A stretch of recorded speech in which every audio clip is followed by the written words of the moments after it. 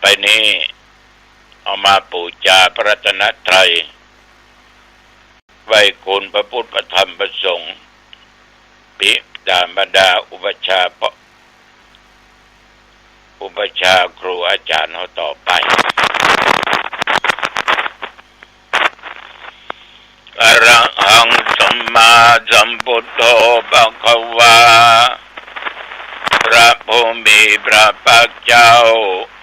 เป็นพระอรหันต์ดับเพลิงกิเลสเพลิงทุกข์สิ้นเชิงตรัสรู้ชอบได้โดยพระองค์เองพุทธังภควันตังอภิวาเทมิข้าพเจ้าอภิวาทพระผู้มีพระภาคเจ้า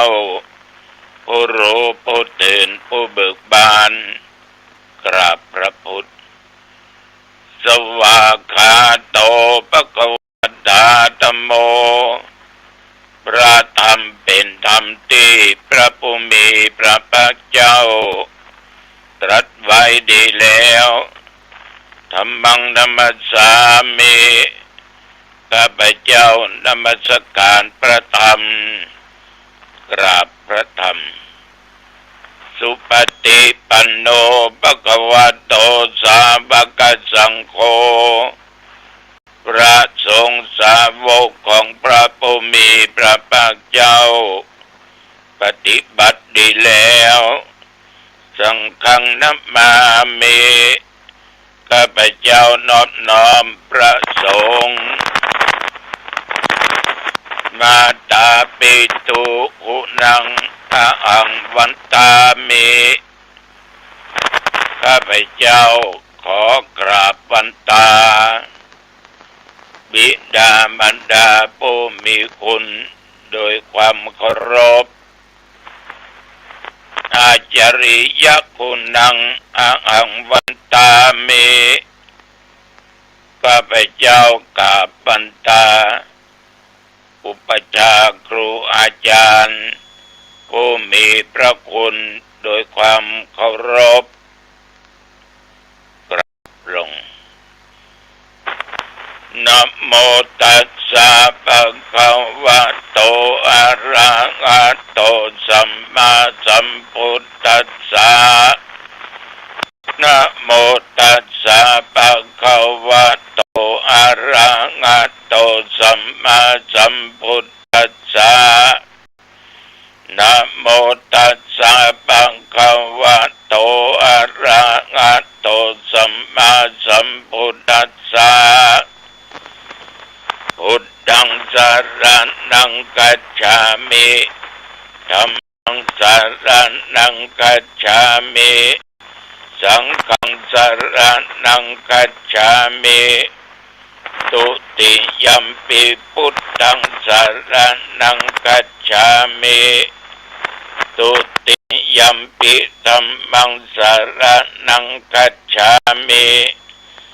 ตุติยัมปิสังฆังสรณังคัจฉามิตติยัมปิพุทธังสรณังคัจฉามิตติยัมปิธัมมังสรณังคัจฉามิตติยัมปิสังฆังสรณังคัจฉามิอิติปิโสภะคะวะอะระหังสัมมาสัมพุทโธวิชชาจารณะสัมปันโนสุขโตโลกวิทูอนุตตโรปุริสัทธัมมสารถิสัทธาเทวมนุษย์สานังพุทโธภควาติยันตุนิมิตตังอวะมังคลัญจาโยจามานาโพจกุณัสสะสัทโธปะปะกังโกโตสุปินังอากันตังพุทธานุภาเวนะวินาสเมนโตสวากาโตภะคะวะตาธัมโมสันติติโกอากา เลโกเอยิปัสสิโกโอปันนายิโกปัจจัตตังเวทิตาโพวินโยติยันตุนิมิตังอวะมังคะลัญญาโยจะมานาโพสกุณัสสัทโธปะปักกะโอโตสุปินังอากันตังธรรมานุภาเวนะเวนัสเมนตุสุปฏิปันโนภะคะวะโตสาวกสังโฆอุจุปฏิปันโนภะคะวะโตสาวกสังโฆยายาปฏิปันโนภะคะวะโตสาวกสังโฆสามิจิปฏิปันโนภะคะวะโตสาวกสังโฆญาติทังยัตตาเรปุริสยุคานิอัตถปุริสปุคัลลาเอสะภะคะวะโตสาวกสังโฆอาหุนายโยปะหุนายโยทักขินายโยอัญชลิกรณิโยอนุตตรังปุญญเกตังโลกัสสาติยันตุนิมิตังอวะมังคะลัญญาโยจัมมานาโพสกุณัสสัทโธปะปักกังโอตุสิสุปินังอากันตังสังฆานุภาเวนะเวนัสเมนโต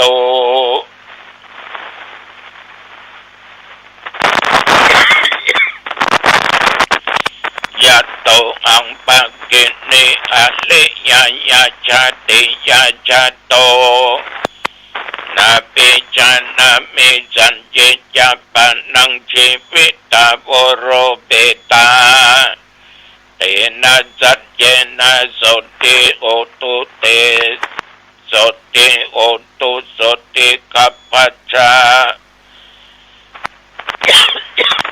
โอจังโคสัตติสังฆาโตธัมมันังวิจโยตัสสะวิริยัมปิติปัสสติโพจังกาจัตตะปะเรสัมมาตุเปกะโพจังกาสัตติเตสัพพทักษินามุนีนาสัมมาทัคคตาภวิตาปะอุลิกตาสังวัตตันเตอภิญญายานิพพานายาจะโพธิยาเอเตนะสัจจวัชเชนะสติเตโอตุสัพพทาเกกัสสมิงสัมมาเยนะโทโมคัลลานัญญกัสสปังกิลาเนตุกิเตติสวาโพธังเกสัตตะเทสัญญิเตจะตังอภินันติตวาโรกมุตจิงสุตังคะเนเอเตนะสัจจวัชเชนะสติเตโอตุสัพพทาเอกทาธัมมราชาปิเกลัญเยนะปิปิริโตจุนดาเตเรวะจุนดาเตเรนะตัญเยวะปนาเปตวานาสัทธัลลังสมุติตวาจะอปตาตัมหะพุทธาสิทานะโสเอเตนะสัจจวัชเชนะสติเตโอตุสัพพทาปะหินาติจะอปทาตินันนัมปิมะเอสินังมัคคะอัตตกิเลสวะปัตตานุปติธัมมตังเอเตนะสัจจวัชเชนะสติเตโอตุสัพพทาสกัดตัวปุ อุทธรัตนังโอสถังอุตมังวะรังอิตังเทวมนุสสนังพุทธเตเชนะโสตินานัสสันตุปัตตวาสัพเพทุกขาวุปัสสะเมนตุเตสักกะตัวธัมมะรัตนังโอสถังอุตมังวะรังปะลิลาอุปัสสะมะนังตัมปะเตเชนะโสตินานัสสันตุปัตตวาสัพเพพยาวุปัสสะเมนตุเตสักกะตัวสังฆรัตนังโอสถังอุตมังวะรังอาอุนัยยังปาอุนัยยังสังฆเตเชนะโสตินานัสสันตุปัตตวาสัพเพโรกาวุปัสสะเมนตุเตนัตถิเมสรนังอัญญังพุทโธเมสรนังวะรังเอเตนะสัจจวัชเชนะโหตุเตชะยะมังคะลังนัตถิเมสรนังอัญญังธัมโมเมสรนังวะรังเอเตนะสัจจวัชเชนะโหตุเตชะยะมังคะลังนัตถิเมสรนังอัญญังสังโฆเมสรนังวะรังเอเตนะสัจจวัชเชนะโหตุเตชะยะมังคะลังอัตถิอุณัสสะวิจัยโยธัมโมโลเกอนุตตโร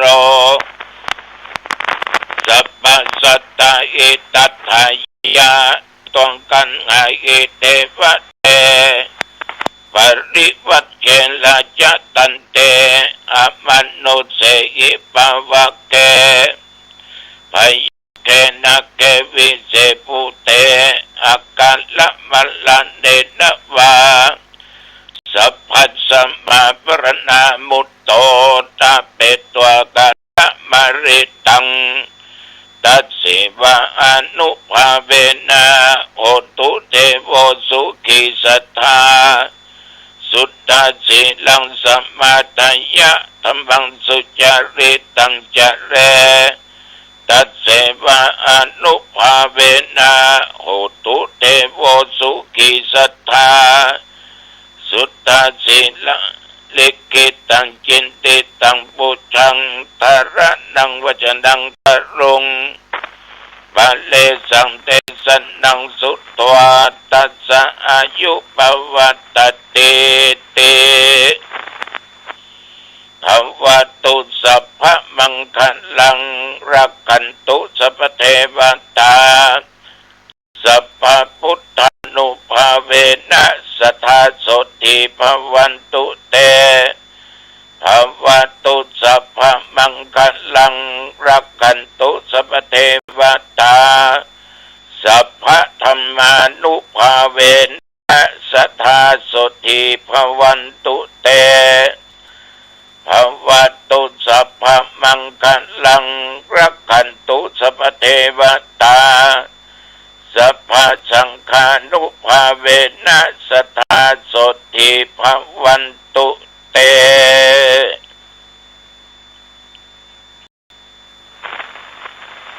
โดยบทพุทธานุภาพธรรมานุภาพสังฆานุภาพโพชังคปริยันตุนิมิตตังสักกตัวนัตถิเมอธิอุณสสวิจโยโมนคาถาอันศักดิ์สิทธิ์เหล่านี้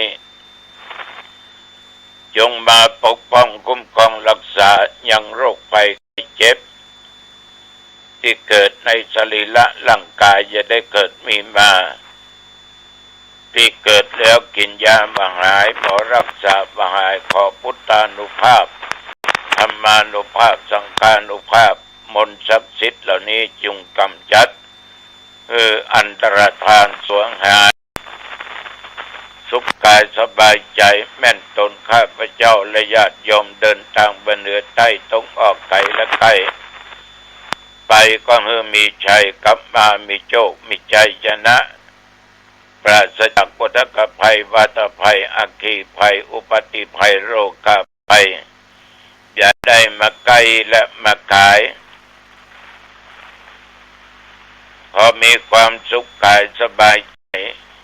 จำเริญไปด้วยสติและปัญญาคิดอันหนึ่งอันใดสมปรารถนาแม่นญาติโยมกระทำการค้าการขายการเกษตรหน้าที่การงานจงจำเริญก้าวหน้ายิ่งขึ้นไปอายุวันโนสุขังพลังกรมอุตุได้ประกาศบอกตักเตือนไว้ระวังเรื่องฟ้าเรื่องฝนเรื่องลมมีอยู่ทั่วประเทศพี่น้องทั้งจังหวัดแม่ฮ่องสอนกาทั้งเวียงแหงกาทั้งแม่สายจังอายเมืองน่านหลายที่หลายต่างน้ำท่วมน้ำหลากเสียเข้าเสียของไปจัดหนักนับตั้งแต่ตะวันมาจนถึงปัจจุบัน24 ชั่วโมงตุก็โชคดียมก็โชคดีผ่านพ้นมา1 วันและต้องผ่านต่อไปจนได้100 ปี120 ปีนับตั้งแต่เมื่อตะวันว่ามาจนถึงปัจจุบันประเดี๋ยวนี้ตะวันนั้นฉันเจ้าแล้วก็ไม่ได้ไปไหน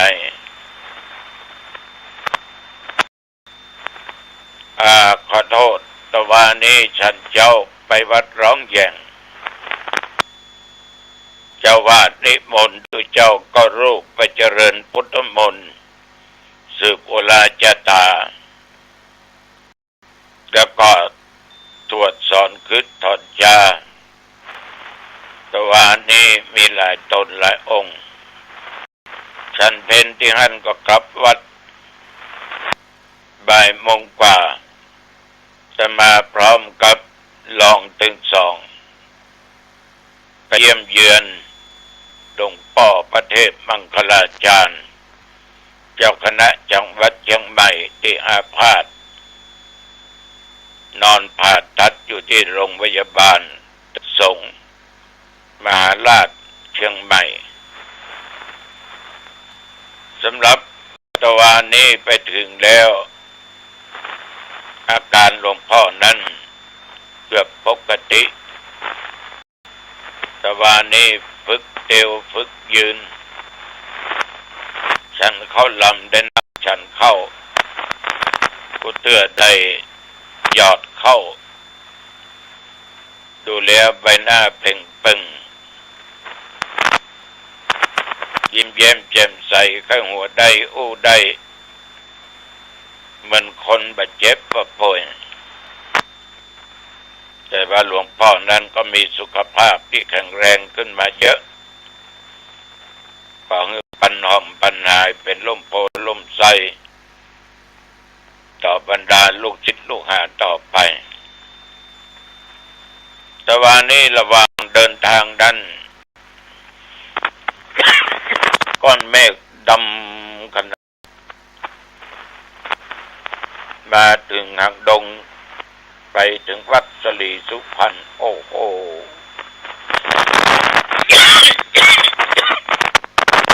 ฝนนั้นตกตั้งแต่ตำบลขันแก้วตำบลหนองตองน้ำจนปอดจึงนองตามล่องตามยังตกหนักไปถึงวัดน้ำปอเลอต่ำในวัดในว่าตกได้เมินพอสมควรจึงจะหยุดจะยั้งตกเมื่อคืนลงมาแถมบาเล่นดังนั้นญาติโยมระยะนี้พ่อแม่พี่น้องที่อยู่ริมตะฝั่งแม่น้ำก็ควรระมัดระวังทุกเจ้าไอด้วย เนี่ย24 ชั่วโมงพักผ่อนมาจนถึงปัจจุบันคืนนี้พระกันติวัดป่าดาราพิรมญ เวลา1 ทุ่มวันที่12วันแม่แห่งชาติคณะสงฆ์อำเภอออกธรรมสัญจรที่วัดคันธรสป่าสังและพร้อมกับพระธรรมทูตและคืนเดียวกันนั้นก็จะไปพบพระญาติโยมที่วัดจอมทองตำบลบ้านแหวนพระดงเวลา20:30ศรัทธาสาธุชนญาติโยมท่านผู้ฟังศีลนั้นเป็นคู่อยู่กับธรรมเมื่อมีธรรมก็มีศีลเมื่อมีศีลก็มีธรรมฉะนั้นศีลธรรมนี้จะเป็นคำที่เราอู้กันว่าศีลธรรมคนใดที่มีศีลและมีธรรมอยู่ในจิตในใจนั้นญาติโยมย่อมจะเป็นคนที่สร้างแต่บุญกุศลมีเมตตาธรรมกรุณาธรรมต่อสัตว์ต่อเพื่อนมนุษย์ที่อยู่ด้วยกันบักคมเฮงเต็งเต็กบักคำค่าละวีก็เรียกว่ามีเมตตามีกรุณามีความปรารถนาดีมีความรักต่อกันมีความจุนเจือช่วยเหลือซึ่งกันและกันเห็นสัตว์ได้รับการทรมานก็เอื้อเฟื้อช่วยเหลือเห็นเพื่อนมนุษย์ร่วมโลกร่วมชีวิตได้รับความทุกข์ยากลำบากทรมานทรกรรมก็มีเมตตาธรรมปรารถนาดีการช่วยเหลือพ้นจากความทุกข์ความลำบากเหล่านั้นญาติโยมคนที่มีธรรมะก็จะเป็นคนที่เรียกว่าประกอบอาชีพในทางสุจริตไม่ว่าทางกายทางวาจาทางด้านจิตใจจะค้าจะขายจะอย่างนั้นทำสิ่งที่ประพฤติกฎหมายประพฤติศีลธรรมเช่นบักกายาบ้าบักกาอาวุธสงครามเหล่านี้เป็นต้นประกอบสัมมาอาชีวะเลี้ยงชีพในทางที่ถูกตั้งอยู่ในสุจริตธรรมบ่ไปลักบ่ไปโลภบ่ไปโกงเอาของใครมาพูดถึงเรื่องนี้ก็มีญาติโยมเปิดมาอู้มาจากฟังก็น่าหันใจในชีวิตนั้นทำงานถึงผัวถึงเมียหาสตางค์เลี้ยงลูกส่งลูกหนังสือเป็นช่างก่อสร้างรับเหมาในการก่อสร้างก็โดนเบี้ยวซื่อๆอยู่ต่อมาทำสวนได้รับจ้างทำสวนก็ถูกเจ้าของสวนเบี้ยวมาครั้งที่3นี่น้ำตาปะตกปะไหลตึงผัวตึงเมียจนว่าทำจิตทำใจเกือบมาได้ก็ถูกโกงอีกก็มาเล่าสู่ให้ตุเจ้าได้รับฟังตุเจ้าก็อธิบายด้วยธรรมะประการสำคัญนึกว่ามันเป็นกรรมเป็นเบญของเรามันเป็นกรรมเป็นเบญของเราสิ่งเหล่านี้ถ้าเราเก็บมาเครียดมาแค้นมาคิดในทางที่จะทำร้ายล้างแค้นมันก็ไม่ได้อย่างขึ้นมา อ อู้ไปอู้มาคุณโยมท่านทั้งสองก็บอกว่าผมมาเสียดายแล้วครับนึกเป็นกรรมของผมดังหลวงพ่อว่าโยมก็บอกอดประกันไม่อยากใช่ไหมเขาทั้งสองก็ตอบว่าใช่ตราบใดผมมีติ่นมีมือถึงผัวถึงเมียถึงคู่ผมสามารถไปรับจ้างได้รายวันผมก็500 กว่าเมียผมก็400 กว่าบาท2 คนวันหนึ่งได้เงินเกือบ1,900 กว่าบาท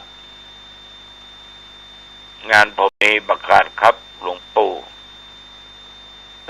อนุโมทนาเธอจะไปเครียดเธอจะไปแค้นมันพาไปถ้าเธอไปเครียดไปแค้นมันจะทำเอาทุกข์ใจจะเกิดวันใดขึ้นมาอารมณ์มันฮึดไปตั้งต่ำมันจะทำอะไรอย่างที่บักควรทำในที่สุดเอาก็ได้รับโทษฉะนั้นมันไม่ได้อย่างขึ้นมาสักอย่างต้องสู้ต่อไปก็ได้กำลังอกกำลังใจต่อคุณโยมเขาก็เป็นที่สบายจิตสบายใจของเขาก็ผูกข้อมือตึงผัวตึงเมียในชีวิตของคนเนี่ยมันจะไปเจออย่างเงี้ยทั้งคนดีมีศีลมีธรรมทั้งคนที่ไร้ธรรมไร้ศีลเรียกว่าปล้นแรงงานคดโกงเห็นแต่ได้อันนี้ญาติโยมต้องกึศใจเปิ้นใจตัวใจเขาใจเราตกลงกันใดต้องทำอย่างนั้นเพื่อความสุขถึงสองเบื้องฝ่ายอันนี้เหตุที่เกิดขึ้นกับคุณโยม2 คนผัวเมีย3 ครั้งครั้งแรกเป็นเงินประมาณ100,000 กว่าครั้งที่2เกือบ10,000ครั้งที่3 40,000จนน้ำตาไหลร่วงลงมาเหมือนกันฉะนั้นชีวิตคนเราเนี่ยญาติโยมต้องตั้งอยู่ในสุจริตธรรมมีเมตตาธรรมกรุณาธรรมมีอยู่ในศีลบอกว่าข้อ1บอกว่าข้อที่2เขาก็สุขคนทั้งหลายก็เป็นสุขนี่จึงฝากไว้กับญาติกับโยมเนอะคืนนี้พบกันที่วัดป่าดาราพิรม1 ทุ่มตรงอายุวันโนสุขังพลังพบกันใหม่โอกาสหน้าเจริญ